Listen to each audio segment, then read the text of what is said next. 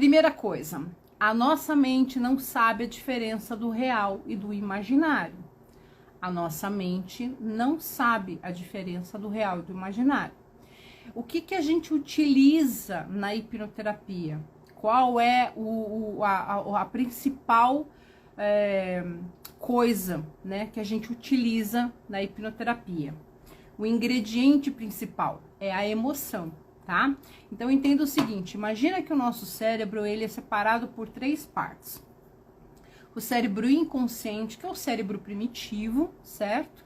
Depois vem o cérebro mamífero, que é o subconsciente, onde estão as nossas emoções, e por último, o nosso córtex pré-frontal, né, que é a nossa parte racional analítica, tá? Então, entenda que quando a gente está falando de questões emocionais, a gente está falando de um cérebro subconsciente, o que a gente chama de cérebro mamífero, né? Por que isso? Porque o nosso cérebro subconsciente, ele é um cérebro que ele armazena informações. Por isso que ele é chamado de memória de longo prazo. O que é isso? É memória de elefante? Não, não tem nada a ver com memória de elefante, tá?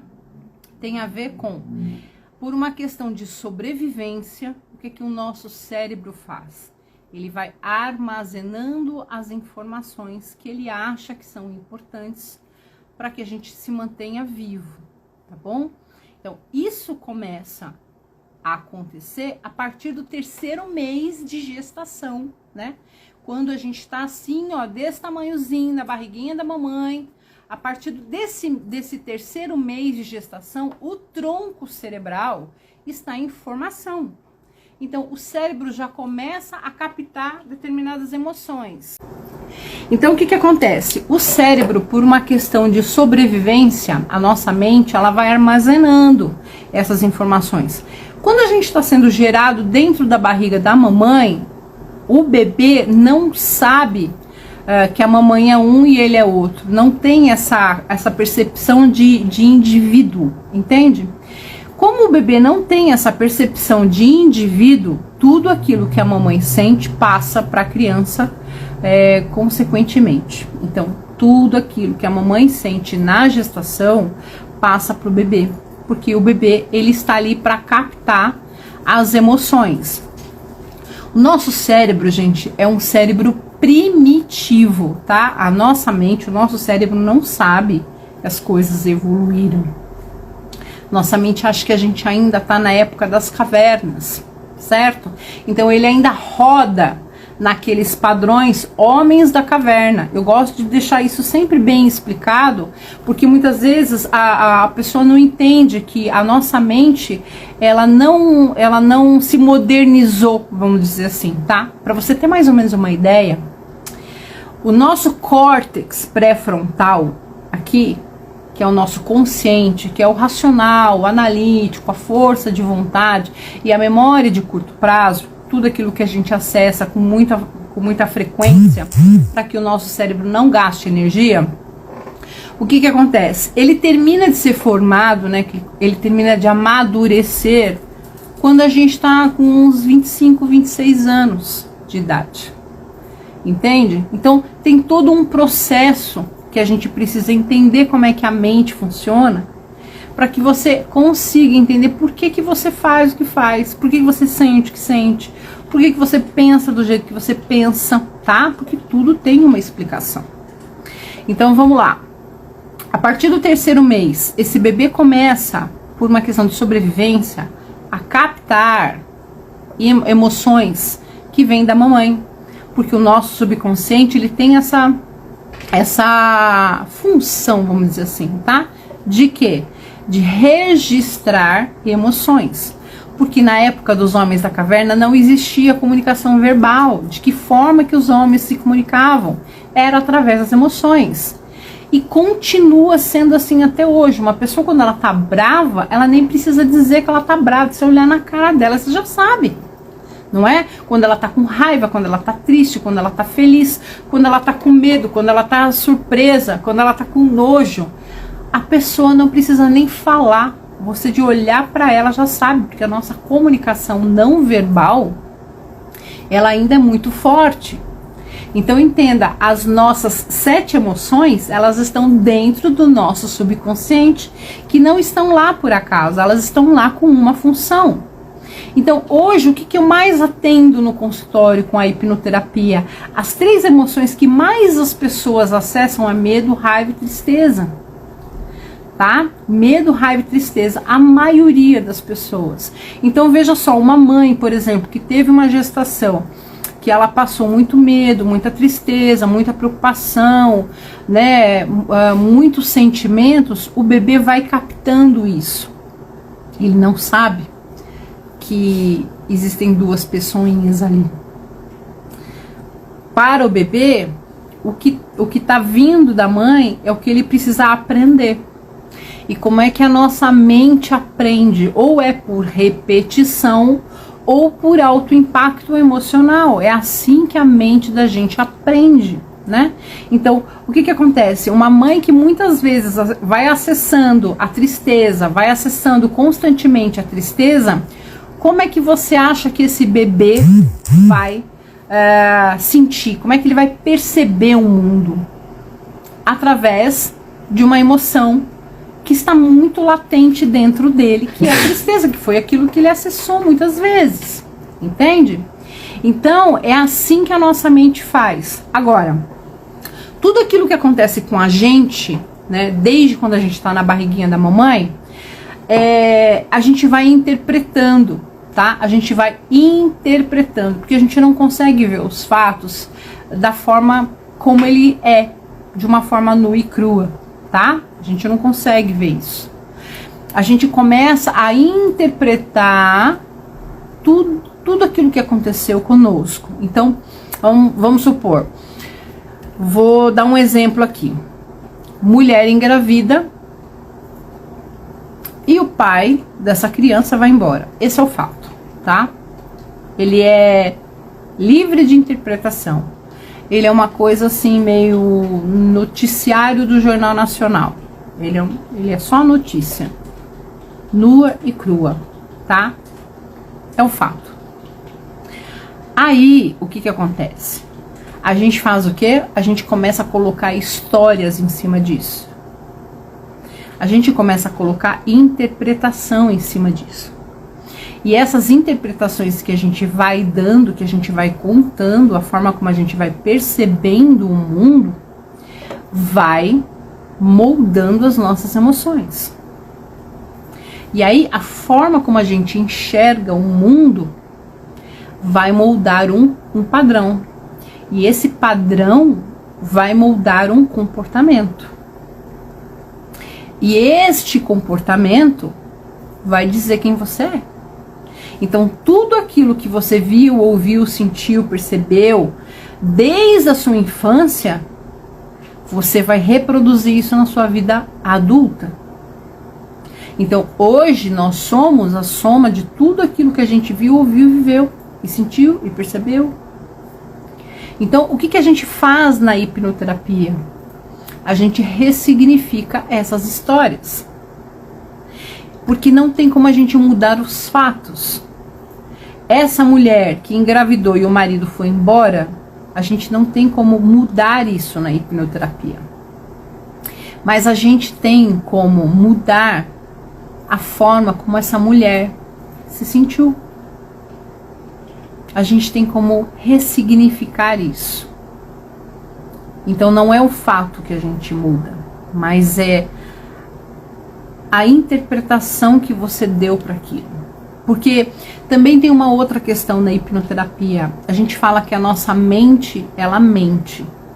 Se você pegar 3 irmãos e colocarem eles para conversar de alguma coisa que aconteceu na infância, você vai ver que eles vão estar contando sobre as mesmas coisas, mas com um olhar diferente, com uma interpretação diferente. E muitas vezes você vai ver que é assim: ah, não, mas não foi na cozinha, foi na sala. Ah, não era a mãe que estava lá, era a tia. Ah, não fui eu que apanhei, foi você. Então, assim, porque a nossa mente, ela não registra o fato em si. A gente começa a interpretar e com isso a gente começa a colocar histórias em cima. Entende? Então é assim que a gente faz. E é assim que a gente aprendeu toda a vida. E é assim que a gente vai moldando a nossa mente. A gente vai, literalmente, a gente vai moldando. E a gente vai moldando a nossa mente até os 7, 8 anos de idade, quando o nosso crítico da mente está em desenvolvimento. Então, o subconsciente, ele passa a ser uma esponja, absorvendo todas as informações. Ele vai absorvendo tudo. Por isso que a gente fala que a mente só reconhece aquilo que ela já conhece. Então, uma pessoa que, por exemplo, cresceu num lar onde ela ouviu a vida toda, quando ela era criança, que ela era burra, que ela não era bonita, ou que ela era gorda, ou que ela era magra, ou que ela não sabia fazer as coisas, é assim que a mente dela vai aprender. E aí, uma vez que a mente dela aprende desse jeito, o que que vai acontecer? A mente dela vai registrar isso. E aí, quando ela se torna adulta, aquela informação vai estar lá dentro do subconsciente dela. Então, se ela ouviu a vida toda que ela era gorda ou que ela era burra, então, imagina que essa pessoa ouviu a vida toda que ela foi gorda, ou que ela foi feia, ou que ela é burra, ou que ela não sabe fazer as coisas, que ela não sabe fazer nada direito. Quando ela cresce, essa informação fica armazenada lá na mente dela, tá? Desde que ela tenha se incomodado com aquilo. Então, se ela ouviu que ela era feia e ela se entristeceu, a mente dela vai guardar aquilo. Se ela ouviu e ela não deu a mínima, a mente não vai registrar, tá? Então, o que que acontece? Imagina um adulto que quando cresce, que ouviu na escola, teve bullying, que era burro, que era feio, que era gordo, que era isso, que era aquilo. Na vida adulta, se ela ouve alguma coisa do tipo, aquilo vai atravessar imediatamente o subconsciente dela, atravessa direto o crítico da mente e vai direto para aquela emoção. Então, vamos supor, uma pessoa, eu tive bullying na escola, muito bullying na escola. Eu era Grela, Olivia Palito, Pernalonga, Papaléguas, cuidado, vai voar, né? Olha, hoje tá ventando, toma cuidado, né? E não me chamava nem de magrela, era Grela. E aquilo acabava comigo. Eu odiava ir pra escola por conta disso. Então, assim, na minha vida adulta, se alguém falasse assim, nossa, Sil, você tá magra, nossa, pronto, aquilo já mexia comigo. Por quê? Porque era uma informação que estava dentro do meu subconsciente. Entende? Se a minha irmã mais velha, por exemplo, né, eu tenho uma irmã que é 11 anos de diferença. Eu ia começar a fazer as coisas, claro, eu era uma criança, ela fazia assim, ai, sai daí que você não sabe fazer nada de direito. Ai, sai daí que você não sabe lavar a louça direito. A gente cresce achando que a gente não sabe fazer as coisas direito, né? Porque a gente se magoa, a gente se entristece. E aí a gente cresce achando que a gente não sabe fazer nada direito. Porque minha irmã, por exemplo, ela era uma referência para mim. Vocês estão entendendo o que eu tô querendo dizer? Tá ficando claro? Vocês entenderam o que eu tô falando para vocês? Então, é assim que acontece, tá? O cérebro da gente, ó, ele vai armazenando, ele vai sugando até uns 8, 9 anos de idade, como se fosse uma esponja. Ele vai guardando essa informação ali, tá? Então, a criança, ela vai ouvindo coisas dos pais, ela vai percebendo coisas dos pais. E a criança, ela não tem o cognitivo, ela não sabe. Então, por exemplo, um casal que se separa, tem uma criança pequena, a criança, ela não vai ter o cognitivo para entender que aquela relação acabou, que agora, não sei o que, cada um... Não! A criança vai ficar assim, será que eu fiz alguma coisa para o papai ir embora? Isso é muito comum aqui no consultório. Será que eu fiz alguma coisa para minha mãe ir embora? Será que eu fiz alguma coisa? Aí a criança, às vezes, ela começa a relacionar, tipo assim, mamãe brigou comigo semana passada porque eu menti. Daí acontece alguma coisa, a criança pensa assim, será que minha mãe foi embora porque eu contei uma mentira? Será que eu... E já aconteceu, tá? Meu pai foi embora, por exemplo, o casal brigava muito, né? A cena era essa, o casal brigava muito a criança presenciando aquilo, uma vez a criança com medo, fez à noite xixi e cocô na cama, o pai brigou muito, e aí aquilo aumentou mais a discussão entre o casal, e na semana seguinte o homem se separou da mulher e foi embora. O que passou na cabeça dessa criança? Que ela tinha sido a culpada. Entende? É assim que a gente vai captando as nossas emoções e a gente vai dando significado, a gente vai colocando o significado em cima disso, a gente vai interpretando essas histórias e essas histórias vão moldando um padrão. Então, por que uma pessoa se torna tão insegura? Por que uma pessoa se torna uma pessoa tão medrosa? Por que uma pessoa se torna tão agressiva? Ninguém é do jeito que é à toa, gente. Ninguém faz o que faz à toa. Tem uma história por trás, tem uma interpretação por trás, tem uma criança ferida atrás. Se esse adulto cresceu carregando uma história com pai e mãe, com abuso, com abandono, com rejeição, é muito difícil esse adulto ser um alecrim dourado. Alguma demanda emocional vai ter ali. E enquanto a gente for humano, a gente sempre vai ter coisas para tratar, gente. Agora, o que eu quero fazer com vocês hoje aqui é que a gente consiga pelo menos tirar uma carga, sabe? Uma carga, um peso mesmo que está dentro de vocês, né? Então, a gente vai conseguir fazer isso, e o que eu peço para vocês é que vocês se entreguem, tá? Para o processo, que vocês estejam presentes, prestando atenção, seguindo o processo. Se isso tem relação com codependência, tem sim. Precisa ver o que está por trás da tua história, né? Porque uma pessoa que é codependente tem um porquê ela ser assim. Uma pessoa que é nervosa tem um porquê ela ser assim. Uma pessoa que é muito chorona tem um porquê ela ser assim. Tudo tem um porquê. A nossa mente não faz o que faz à toa, né? E atrás das nossas histórias, atrás de tudo aquilo que a gente vai carregando na nossa vida, isso tudo vai mudando os nossos comportamentos, os nossos pensamentos, as nossas atitudes, tudo aquilo que a gente vai sentindo ao longo da nossa vida, vai moldando, né? Vai criando um padrão comportamental, né? Então, o que a hipnoterapia faz? Na hipnoterapia, a gente consegue ressignificar isso. Eu volto a falar. Tem pessoas que acham que vai deletar a mente. Gente, na hipnoterapia ninguém deleta nada, tá? Não tem como você esquecer que a sua avó morreu, por exemplo. Não tem. Agora, tem como a gente mudar a forma como você se sentiu quando a sua avó morreu. A forma como você carregou essa emoção ao longo da sua vida, né? Isso a gente consegue mudar, tá? Então, na hipnoterapia a gente não deleta nada. Hipnose, você fica consciente o tempo inteiro. Aliás, você tem que estar consciente o tempo todo, porque eu vou estar aqui como um GPS, vou estar orientando vocês. Vocês precisam seguir as instruções, tá bom? Verdade, ressignificar. E ressignificar é dar um novo significado. É você ter um novo olhar para aquilo, né? Você vai mudar a forma como você enxergava aquela situação. Entende?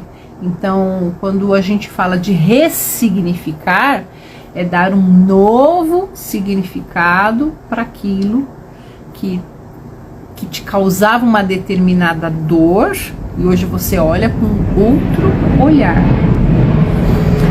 Nós não tivemos aula de inteligência emocional na escola. A gente não teve aula de autodesenvolvimento, autoconhecimento, né? A gente não foi ensinado a olhar para dentro, né? A gente foi crescendo com as nossas demandas, a gente foi seguindo o padrão familiar, a gente foi seguindo comportamentos de pai, mãe, a gente foi dando interpretação para a vida. Então isso tudo vai se somando, e aí a gente é o que é hoje, né? E a gente precisa trabalhar isso. Graças a Deus existem várias terapias que podem te ajudar, e a hipnoterapia é uma delas.